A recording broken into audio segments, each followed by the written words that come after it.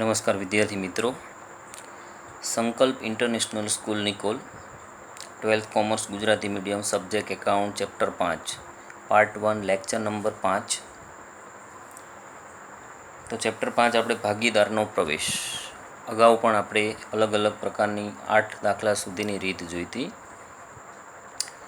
હવે આપણે દાખલા નંબર 9 શરૂ કરીશું. 9મા દાખલાની અંદર જે રકમ આપી છે એ પ્રમાણે જે અલગ અલગ પ્રકારના સૂત્રો જે પ્રમાણે આવતા હોય એ પ્રમાણે દાખલો આપણે જોવાનો છે. તો 9મા દાખલામાં તમને માહિતી આપી છે કે એ, બી અને સી 4:3:3ના પ્રમાણમાં નફો નુકસાન વહેંચતા ભાગીદારો છે.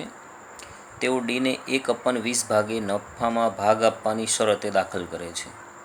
ડી તેના ભાગ પૈકી 1/40 ભાગ એ પાસેથી અને બાકીનો ભાગ બી અને સી પાસેથી સરખે હિસ્સે મેળવશે. તો આટલી માહિતી તમને આપેલી છે કે ડીને 1/20 ભાગ આપવાનો છે. તો આ ભાગ કોની પાસેથી મેળવશે? તો તમને એવું કીધું છે કે 1/40 ભાગ એ પાસેથી અને બાકીનો ભાગ બી અને સી પાસેથી. તો ડીને કુલ 1/20 ભાગ આપવાનો છે. એમાંથી તમે એનો ત્યાગ એટલે કે એ જે ભાગ આપવાનો છે એ બાદ કરી દો, બાકી કોણ આપશે? બી અને સી. એ પણ કેવા હિસ્સે આપવાનો છે? સરખે હિસ્સે.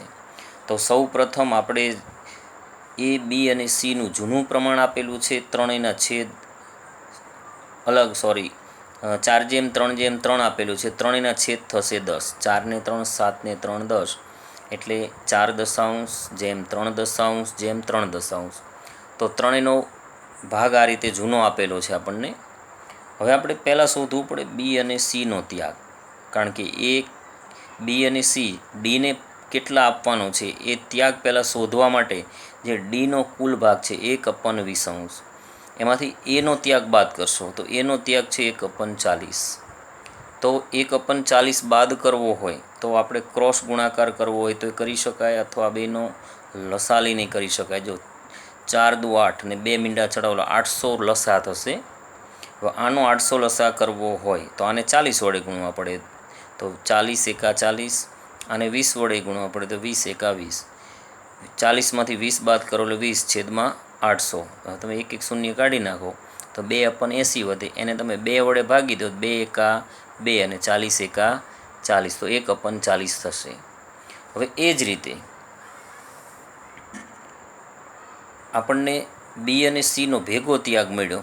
હવે આપણે બીનો ત્યાગ શોધીએ તો બી અને સી સરખા હિસ્સે આપવાના છે. તો આના પાછા અડધા 2 ભાગ કરવા પડે.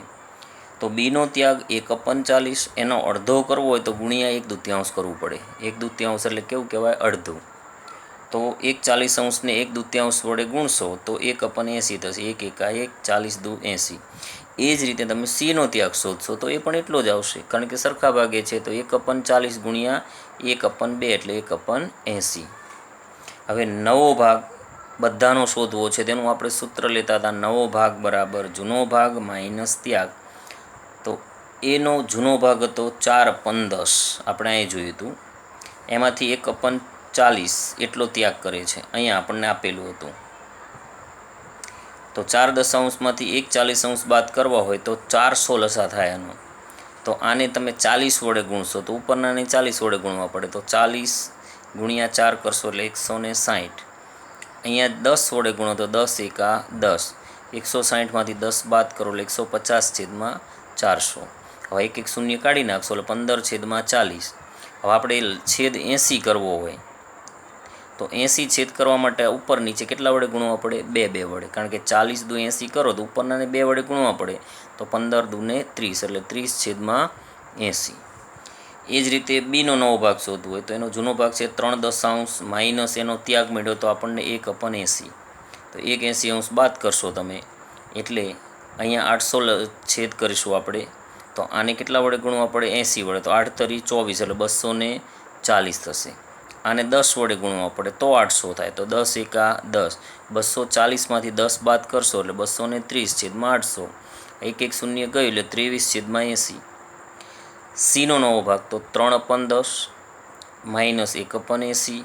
આ જ રીતે તમે જોશો તો આનો છેદ પણ 800 થશે. તો જે આ પ્રોસેસથી એવી જ આની થશે. તો 230/80 એટલે એક મીંડું નીકળી ગયું 23/80. હવે ડીનો નવો ભાગ એટલે 1/20 એને ભાગ આપવાનો છે. હવે છેદ સરખા કરીએ તો અહીંયા 80 કરવા હોય તો 4 વડે ગુણવા પડે ઉપર નીચે. તો 1/20 ને 4 વડે ગુણશો એટલે 4 છેદમાં કેટલા મળશે? 80. હવે બધાનું નવું પ્રમાણ આપણે જોઈએ તો બધાના છેદ 80 છે. 30, 23, 23 અને 4. તો એ, બી, સી અને ડીનું નવું પ્રમાણ બરાબર 30:23:23:4. એ, બી અને સીનું ત્યાગનું પ્રમાણ શોધવું હોય તો આપણને ત્યાગ ત્રણેયનો આપેલો હતો. તો એનો આપેલો હતો આપણને અહીંયા કીધું તો એ પોતાના ભાગમાંથી 1/40. પણ અહીંયા બેના છેદ 80 મળ્યા હતા. જો બીનો ત્યાગ 1/80, સીનો ત્યાગ 1/80. એટલે આનો છેદ આપણે 80 કરવો હોય તો આ 40ને કેટલા વડે ગુણવા પડે? 2 વડે. તો અહીંયા આપણે સીધા ગુણી દીધા છે. ઉપરનાને 2 વડે ગુણો તો 2 એકા 2, 40 દુ 80 એટલે એનો ભાગ થયો 2/80. આ બેનો 1/80 1/80 છે, છેદ 80 કાઢી નાખો એટલે 2:1:1. તો આ રીતે બે ભાગીદાર ભેગો ત્યાગ કરતા હોય એકનો આપેલો હોય તો કુલ નવા ભાગીદારના ભાગમાંથી એક ભાગીદારનો ત્યાગ બાદ કરી દો તો બાકીનો ત્યાગ અન્ય બે ભાગીદાર કરતા હોય અને કયા પ્રમાણમાં છે એ તમને આપી દીધું હોય તો આ પ્રમાણે તમારે દાખલો ગણવો પડશે. હવે એ જ રીતે આપણે આગળ દાખલા નંબર 10 જોઈએ. જો બધા કોયડા ટાઈપ દાખલાઓ છે, અલગ અલગ રીત થોડી બદલાતી છે, પણ થોડું સમજીને આગળ વધશો તો દાખલામાં વાંધો આવશે નહીં. હવે આપણે દાખલા નંબર 10મો જોઈએ કે એ અને બી 3:1 પ્રમાણમાં નફો નુકસાન વહેંચતા ભાગીદારો છે. સીને તેઓએ નવા ભાગીદાર તરીકે દાખલ કર્યો. એ તેના ભાગનો 1/3 ભાગ અને બી તેના ભાગનો 1/4 ભાગ સીની તરફેણમાં ત્યાગ કરશે. મિત્રો શબ્દો યાદ રાખજો, એ તેના ભાગનો અને બી તેના ભાગનો. જ્યારે તમને આવો શબ્દ આપ્યો જો ભાગમાંથી કે તો ત્યાગ આપી દીધો કહેવાય. તો તમારે ડાયરેક્ટ જૂના ભાગમાંથી ત્યાગ બાદ કરો એટલે નવો ભાગ મળી જાય. પણ અહીંયા એને જે પહેલાં ભાગ મળતો 3:1 છે તો એ અને બીનું જૂનું પ્રમાણ 3:1 એટલે 3/4 1/4 થશે. તો 3/4 એ સીને કેટલો ભાગ આપશે? એ તેના ભાગનો એટલે 3/4 1/3 ભાગ. તો 3/4 1/3 ભાગ કેટલો થાય એને ગુણાકાર કરશો તો આવે. આપણને 90નો ત્રીજો ભાગ એટલે ખબર પડે તો 30 રૂપિયા થાય. પણ 3/4 1/3 ભાગ કરવો હોય તો પહેલાં આપણે એ અને બીનો અલગ અલગ ત્યાગ શોધવો પડે. તો અહીંયા તમને કહ્યું છે કે એનો ત્યાગ બરાબર જે 3/4 ભાગ એને પહેલાં મળતો તો એનો ત્રીજો ભાગ એટલે એનો ત્રીજો ભાગ કરવો હોય એને કેટલા વડે ગુણવા પડે? 1/3 વડે. એટલે તમે આનો ગુણાકાર કરશો તો તમને એનો ત્યાગ કેવી રીતે મળે જો સમજાવું તમને. 3 એકા 3, 4 તરી 12 અથવા તમે આ 1 1 3 ઉડાડી દેશો તો કેટલા વધ્યા? 1/4. તો 1/4 એનો ત્યાગ મળ્યો. એ જ રીતે બીનો ત્યાગ, તો બીને પહેલાં જૂનો ભાગ કેટલો મળતો હતો તો કે 1/4 3:1 એટલે 1/4 થયું. તો બી તેના ભાગનો 1/4 ભાગ એને મળે છે એનો 1/4 ભાગ એટલે 1/4 ગુણ્યા 1/4. તમે આનો ગુણાકાર કરો તો 1 એકા 1 ચોખ્ખું 16. તો એ અને બીનો આપણને ત્યાગ મળ્યો. હવે આપણે નવા ભાગનું શું લેતા? સૂત્ર. તો નવો ભાગ બરાબર જૂનો ભાગ માઇનસ ત્યાગ. તો એનો નવો ભાગ બરાબર એનો જૂનો ભાગ હતો 3/4. તો 3/4 એનો ત્યાગ 1/4 આપણે શું કરવાનું? બાદ. તો 1/4 બાદ કરો તો અહીં તમે જોઈ શકો છો 2/4 છે. તો ડાયરેક્ટ અંશની બાદબાકી થઈ શકે. 3માંથી 1 બાદ કરશો એટલે કેટલા વધશે? 2/4. પણ આપણે છેદ 16ની જરૂર પડશે. તો અહીંયા છેદ 16 કરવા માટે આપણે કેટલા વડે ગુણ્યા? 4 વડે. તો અહીં કેટલા આવશે? 8/16.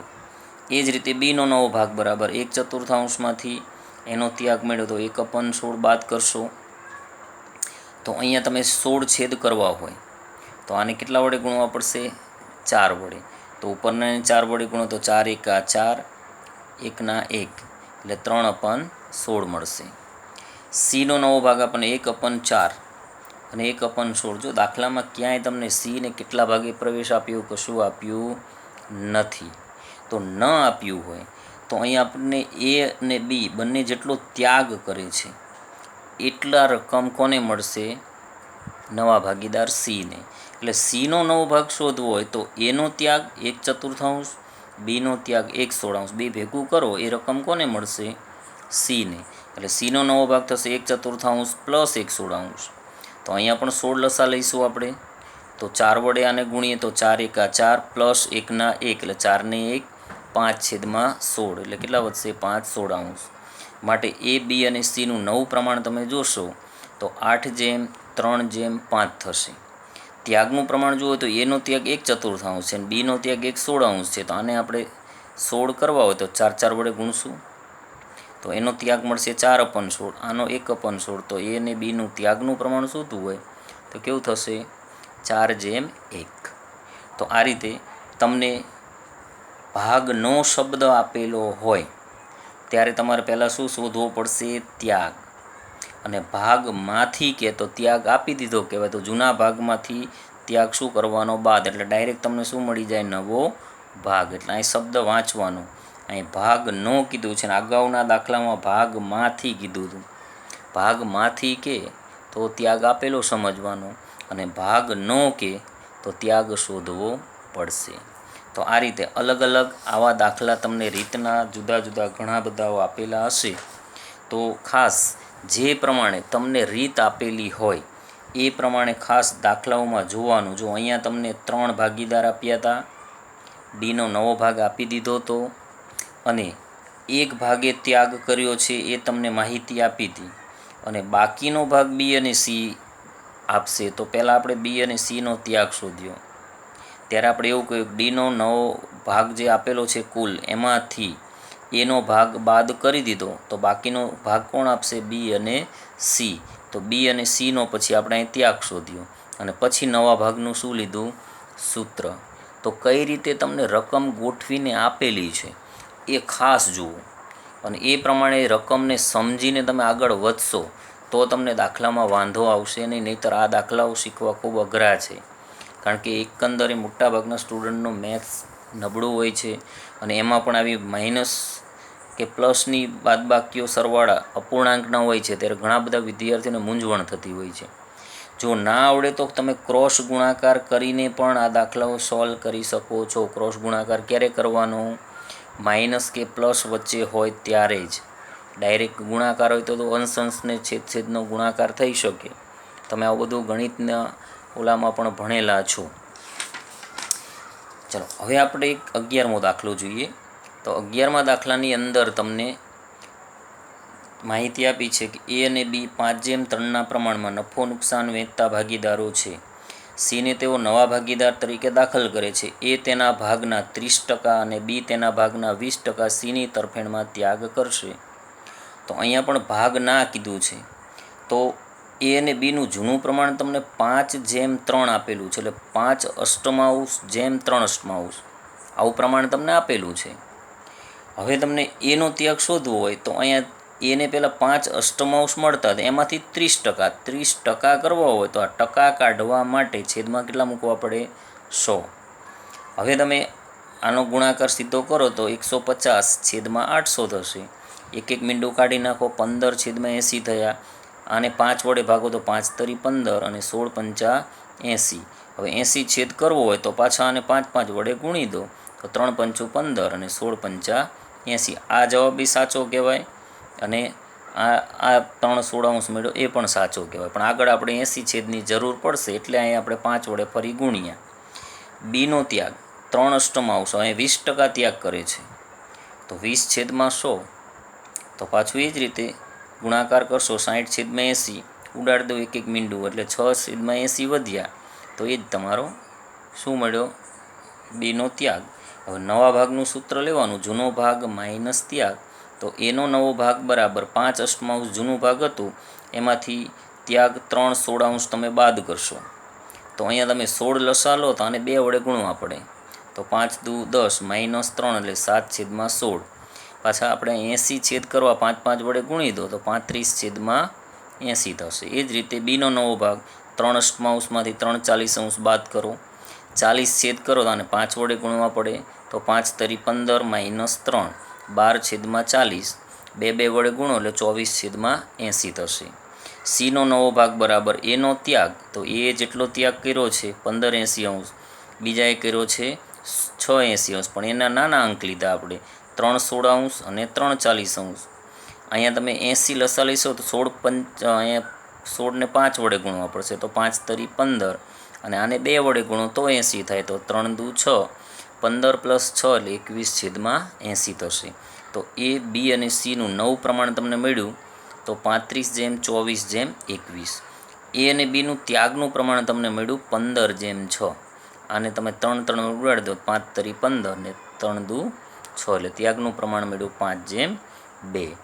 તો આ રીતે તમે કોઈ પણ દાખલાઓ છે એ આખી અપૂર્ણાંક ઉપર આધારિત માહિતીઓ છે, એટલે ખાસ તમે એ ધ્યાન રાખો કે કઈ રીતે રીત આપેલી છે અને કઈ રીતે તમે ગણી શકશો. તમને હું એક રીતના 3 દાખલા આજે મેં તમને શીખવ્યા છે, તો આટલા દાખલાઓ તમે કરશો, બાકીનું આપણે આવતા લેક્ચરમાં કરીશું.